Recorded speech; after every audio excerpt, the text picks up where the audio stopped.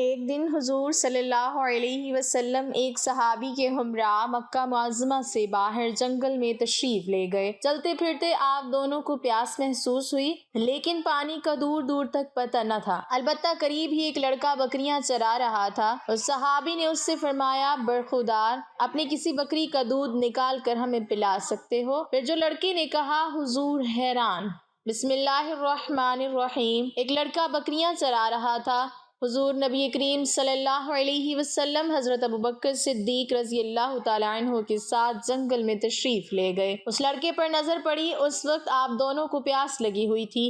حضرت ابوبکر صدیق رضی اللہ تعالیٰ عنہ لڑکے کے نزدیک گئے اور اس سے فرمایا، برخودار، ہمیں بہت پیاس لگی ہے، اپنی کسی بکری کا دودھ دوہ کر ہمیں پلا سکتے ہو؟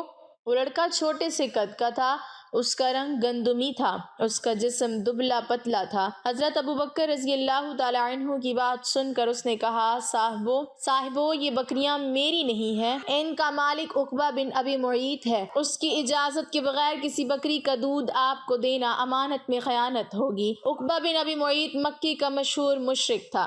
لڑکے کی بات سن کر حضور صلی اللہ علیہ وسلم نے ارشاد فرمایا، صاحبزادے، کوئی ایسی بکری بھی آگے لے آؤ جو دودھ نہ دیتی ہو، یعنی جس نے بچے نہ دیے ہوں۔ آپ صلی اللہ علیہ وسلم کی یہ بات سن کر اس لڑکے نے کہا، ایسی بکری تو ہے صحیح، لیکن آپ اس کا کیا کریں گے؟ حضور نبی کریم صلی اللہ علیہ وسلم نے فرمایا، تم لاؤ تو صحیح۔ چرواہے نے ایک بکری آپ کی خدمت میں پیش کی۔ حضور نبی کریم صلی اللہ علیہ وسلم نے اس کے تھنوں پر ہاتھ پھیر کر دعا مانگی، اللہ تعالیٰ نے آن کی آن میں اس کے تھن دودھ سے بھر دیے۔ حضرت ابوبکر صدیق رضی اللہ تعالیٰ عنہ دودھ دوہنے لگے، اس میں سے اتنا دودھ نکلا کہ تینوں نے خوب سیر ہو کر پیا۔ اس کے بعد حضور نبی کریم صلی اللہ علیہ وسلم نے دعا کی تو بکری کے تھن خشک ہو گئے اور پہلی حالت پر آ گئے۔ چرواہا یہ دیکھ کر بہت حیران تھا۔ یہ ماجرا دیکھ کر چرواہے نے حضور صلی اللہ علیہ وسلم سے عرض کی، یہ دعا مجھے بھی سکھا دیں۔ آپ صلی اللہ علیہ وسلم نے اس بچے کے سر پر دست شفقت پھیرا اور فرمایا، تم خود علم سکھانے والے پیارے بچے ہو، یعنی تم استاد بنو گے۔ اس کا دل آپ صلی اللہ علیہ وسلم کی محبت سے بھر گیا۔ پھر ایک دن وہ لڑکا آپ صلی اللہ علیہ وسلم کی خدمت میں حاضر ہوا اور بولا، اے اللہ کے رسول، مجھے بھی اپنی جماعت میں شامل کر لیں۔ آپ نے اس کی بات منظور کر لی، نہایت شفقت سے اس کے سر پر ہاتھ پھیرا اور فرمایا، تم تعلیم یافتہ لڑکے ہو۔ اس تعلیم یافتہ لڑکے کا نام حضرت عبداللہ بن مسعود رضی اللہ تعالی عنہ ہے۔ حضرت ابن مسعود رضی اللہ تعالی عنہ نے پہلی ہی ملاقات میں محسن اعظم کو پہچان لیا تھا اور پہچاننے کے بعد دامن رحمت میں پناہ گزین ہو چکے تھے۔ دن رات ایک ہی لگن تھی، محبوب صلی اللہ علیہ وسلم کی قربت اور ان کے ہر حکم پہ جان نثار کرنے کا جذبہ۔ حضور اکرم صلی اللہ علیہ وسلم نے حضرت عبداللہ بن مسعود رضی اللہ تعالی عنہ کو اپنے حلقہ خاص میں جگہ دی۔ یہ اتنا بڑا اعزاز تھا کہ وہ جتنا اس پہ غور کرتے ناز کرتے کم تھا۔ حضور صلی اللہ علیہ وسلم نے ان سے فرما رکھا تھا کہ تمہیں میرے گھر میں حاضر ہونے کے لیے اجازت طلب کرنے کی ضرورت نہیں، پردہ اٹھا کر اندر آ جایا کرو اور ہماری باتیں سنا کرو۔ حضرت ابن مسعود رضی اللہ تعالیٰ عنہ نے جس وقت اسلام قبول کیا، اس وقت قافلہ اہل حق میں نام لکھوانا کوئی آسان کام نہ تھا۔ مکہ آزمائش کی بھٹی بنتا جا رہا تھا۔ ابتلا اور آزمائش کے نت نئے ہتھ کنڈے استعمال کیے جا رہے تھے۔ خوف و دہشت کی فضا پیدا ہو چکی تھی اور اس گھٹے گھٹے ماحول میں اسلام کا برملا اظہار جان جوکھوں سے کم نہ تھا۔ ایسے حالات میں حضرت ابن مسعود رضی اللہ تعالیٰ عنہ نے ایک روز اہل حق کو حیران کر دیا اور اہل باطل کے دلوں پر اپنے ایمان کی پختگی کا سکہ جما دیا۔ ایک روز مسلمان خانہ کعبہ میں بیٹھے تھے، ایک طرف قریش مکہ کی محفل جمی تھی۔ ابو جہل پورے ٹھاٹھ سے محفل کی صدارت کر رہا تھا۔ جماعت مومنین میں یہ مسئلہ درپیش تھا کہ کون جا کر قریش کی مجلس میں بآواز بلند قرآن مجید کی تلاوت کرے گا۔ حضرت عبداللہ ابن مسعود رضی اللہ تعالی عنہ نے اس عظیم فریضہ کے لیے اپنی خدمات پیش کر دی۔ صحابہ اکرام رضی اللہ عنہم نے ان کے نحیف و نزار جسم کو دیکھا تو انہیں مشورہ دیا کہ وہ یہ پرخطر کام اپنے ذمے نہ لیں مگر یہاں تو فریضہ حق کے لیے طبیعت مچل رہی تھی۔ اصرار کیا کہ میں ضرور یہ کام سر انجام دوں گا۔ چنانچہ یہ نازک بدن نوجوان ہلکا یارہ سے اٹھا اور عزم حق و باطل کا مشاہدہ کرنے مجلس قریش کی جانب چل دیا۔ اس کے بعد آپ مسجد حرام میں داخل ہوئے اور مقام ابراہیم کے پاس آ کر کھڑے ہو گئے اور بلند آواز سے سورہ رحمان کی تلاوت شروع کر دی۔ قریش نے ایک دوسرے سے پوچھا، اے ابن مسعود، تو محمد صلی اللہ علیہ وسلم پر نازل کردہ قرآن پڑھ رہا ہے؟ یہ سننا تھا کہ دشمن ٹوٹ پڑے اور عبداللہ رضی اللہ تعالی عنہ کو مار مار کر لہو لہان کر دیا۔ ان کا لباس خون میں شرابور، لیکن زبان پر کلام ربانی کی تلاوت جاری تھی۔ جب آپ فارغ ہو کر ساتھیوں کے پاس پہنچے تو آپ کے جسم سے خون بہہ رہا تھا۔ صحابہ نے آپ کی یہ حالت دیکھ کر فرمایا کہ ہمیں اس بات کا اندیشہ تھا۔ حضرت عبداللہ بن مسعود رضی اللہ تعالی عنہ نے کہا کہ اللہ کی قسم، اب دشمنان خدا میری نظر میں کاہ کی بھی حیثیت نہیں رکھتے۔ اگر آپ اجازت دیں تو میں پھر سے کل صبح ان کے سامنے جا کر وہی قرآن کریم کی تلاوت کروں۔ سب نے روک دیا اور عرض کیا کہ آپ نے حق ادا کر دیا اور قریش کو وہ مقدس کلام سنا دیا جس کو وہ سننا نہیں چاہتے تھے۔ ابن مسعود رضی اللہ تعالی عنہ نے درسگاہ نبوت سے ہی تعلیم حاصل کی۔ قرآن مجید کی تلاوت، شریعت الہیہ، قرآن فہمی، صحابہ اکرام رضی اللہ عنہم کے درمیان آپ کو خاص مقام و مرتبہ حاصل تھا۔ وقوف عرفہ کے دوران ایک شخص حضرت عمر رضی اللہ تعالی عنہ کی خدمت میں حاضر ہوا اور عرض کی کہ اے امیر المومنین، اس وقت میں کوفہ سے آ رہا ہوں۔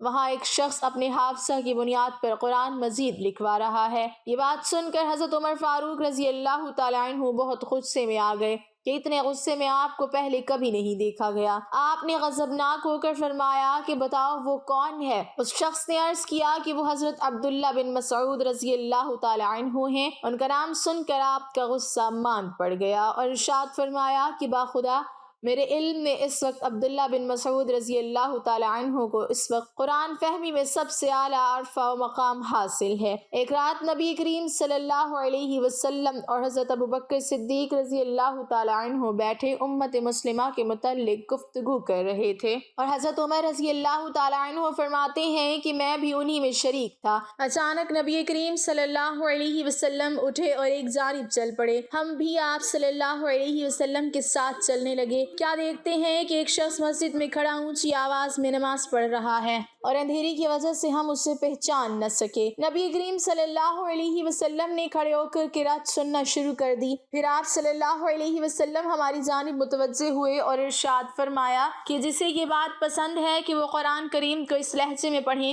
جس میں وہ نازل ہوا ہے، تو عبداللہ بن مسعود رضی اللہ تعالی عنہ کی قرات کو اپنا لے۔ نماز کے بعد جب عبداللہ بن مسعود رضی اللہ تعالی عنہ نے اونچی آواز کے ساتھ دعا شروع کی تو اللہ کے رسول صلی اللہ علیہ وسلم نے ارشاد فرمایا کہ مانگو تمہاری دعائیں قبول کی جائیں گی۔ پھر حضرت عمر رضی اللہ تعالی عنہ نے اپنے دل میں یہ ارشاد فرمایا، اللہ کی قسم میں ضرور صبح کو عبداللہ بن مسعود رضی اللہ تعالی عنہ کو یہ اطلاع دوں گا کہ رات نبی کریم صلی اللہ علیہ وسلم نے تیری دعا پر آمین کہا ہے۔ فرماتے ہیں کہ جب میں صبح سویرے خوشخبری دینے گیا تو کیا دیکھتا ہوں کہ حضرت ابوبکر صدیق رضی اللہ تعالی عنہ مجھ سے پہلے خوشخبری سنا چکے ہیں۔ حضرت عمر رضی اللہ تعالی عنہ فرماتے ہیں، برملا میں اس بات کا اعتراف کرتا ہوں کہ حضرت ابوبکر صدیق رضی اللہ تعالی عنہ مجھ سے ہر نیکی کے کام میں سبقت لے گئے۔ خود عبداللہ بن مسعود رضی اللہ تعالی عنہ اپنے قرآن فہمی میں متعلق خود فرماتے ہیں کہ قسم ہے اس ذات کی جس کے سوا کوئی معبود نہیں، اسی کے فضل و کرم سے مجھے قرآن کی ہر آیت کے متعلق علم ہوا ہے کہ وہ کہاں نازل ہوا، اس کا شان نزول کیا ہے۔ جب مجھے یہ علم ہوتا ہے کہ فلاں شخص قرآن فہمی کے متعلق مجھ سے زیادہ معلومات رکھتا ہے تو میں اس کی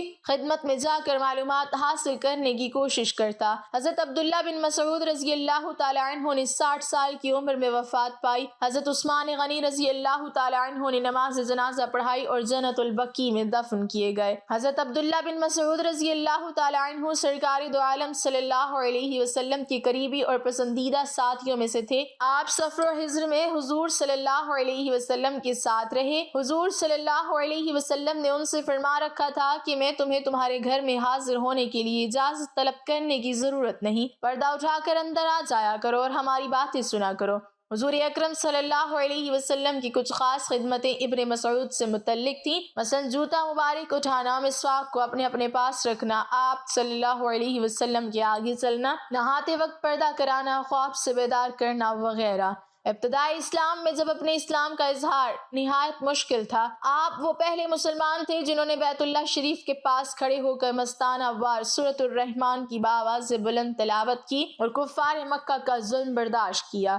حضور اکرم صلی اللہ علیہ وسلم نے فرمایا، قرآن مجید کو ان 4 افراد سے حاصل کرو۔ سب سے پہلے عبداللہ ابن مسعود کا نام ذکر فرمایا، بعد ازاں ابی بن کعب، سالم مولا اور معاذ بن جبل کے اسماء گرامی لیے۔ حضرت حذیفہ رضی اللہ تعالیٰ عنہ فرماتے ہیں کہ رسول اللہ صلی اللہ علیہ وسلم کے عادات و اطوار میں عبداللہ بن مسعود رضی اللہ تعالیٰ عنہ سے مشابہت رکھنے والا میں نے کسی کو نہیں دیکھا۔ رسول اللہ صلی اللہ علیہ وسلم کے قریبی اصحاب کی نظر میں عبداللہ بن مسعود رضی اللہ تعالیٰ عنہ درجات کے اعتبار سے اللہ تعالیٰ کے زیادہ قریب ہیں۔ رسول اللہ صلی اللہ علیہ وسلم نے فرمایا، میں اپنی امت کے واسطے وہ پسند کرتا ہوں جو ابن مسعود رضی اللہ تعالیٰ عنہ اس کے واسطے پسند کریں، اور امت کے واسطے اس چیز کو ناپسند کرتا ہوں جسے ابن مسعود رضی اللہ تعالیٰ عنہ ناپسند کریں۔ اس فرمان عظمت نشان کو سامنے رکھتے ہوئے جب ہم دیکھتے ہیں تو ہمیں حضرت عبداللہ بن مسعود رضی اللہ تعالیٰ عنہ کا سب سے پہلا اجتہاد جو نظر آتا ہے وہ خلافت صدیق اکبر کے بارے میں ہے۔ حضور اکرم صلی اللہ علیہ وسلم کے وصال کے بعد حضرت ابوبکر صدیق رضی اللہ تعالیٰ عنہ کی خلافت کے بارے میں ابن مسعود رضی اللہ تعالیٰ عنہ نے ان خوبصورت الفاظ میں اجتہاد کیا کہ ہم اپنے دنیاوی معاملات کے لیے اسی شخصیت کو پسند کرتے ہیں جسے رسول اللہ صلی اللہ علیہ وسلم نے ہمارے دینی امور کے لیے پسند فرمایا ہے، یعنی جس ہستی کو حضور صلی اللہ علیہ وسلم نے نماز کی امانت کے لیے مقرر فرمایا ہے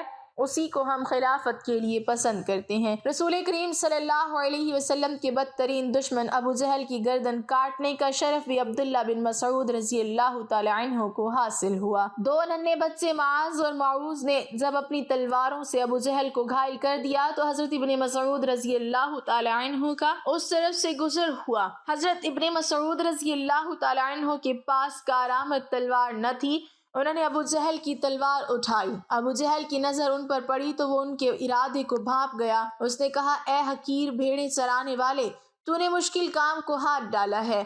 حضرت ابن مسعود رضی اللہ تعالیٰ عنہ نے اس کے ساتھ ہی اس کی گردن کاٹ دی اور اس کا سر اور تلوار دونوں کو لا کر رسول کریم صلی اللہ علیہ وسلم کے قدموں میں ڈال دیا۔ رسول اللہ صلی اللہ علیہ وسلم نے وہ تلوار آپ ہی کو عنایت فرما دی۔ حضرت ابن مسعود رضی اللہ تعالیٰ عنہ کا قد چھوٹا تھا، پنڈلیاں پتلی پتلی تھیں۔ ایک مرتبہ رسول اللہ صلی اللہ علیہ وسلم نے انہیں درخت پر سے کوئی چیز اتارنے کا حکم دیا۔ وہ درخت پر چڑھے، ان کی باریک پنڈلیوں کو دیکھ کر صحابہ کرام کی ہنسی چھوٹ گئی۔ رسول اللہ صلی اللہ علیہ وسلم نے ارشاد فرمایا، تم کیا ہنستے ہو؟ عبداللہ کی ٹانگیں میزان یعنی اللہ کے ترازو میں احد پہاڑ سے زیادہ بھاری ہیں۔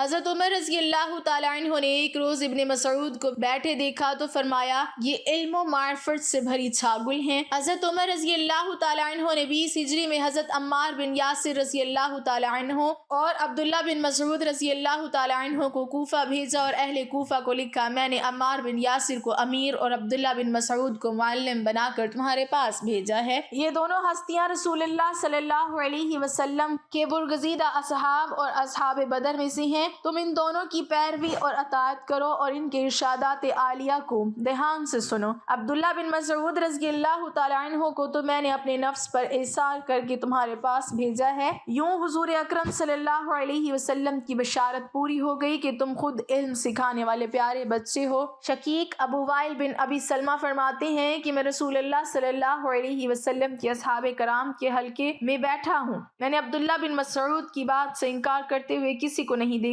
اور نہ کسی صحابی نے آپ کا رد کیا، یعنی آپ فقاہت کے اس مقام پر فائز تھے کہ آپ کی رائے کے سامنے کسی کو صحابی کو بھی رائے پیش کرنے کی ضرورت محسوس نہیں ہوئی۔ اللہ پاک ہمیں بہتر عمل کرنے کی توفیق عطا فرمائے اور ہمیں نیکوکاروں میں شامل کرے، آمین۔ ناظرین، کمنٹ باکس میں اللہ تعالیٰ کے 99 ناموں میں سے ایک نام ضرور ٹائپ کریں۔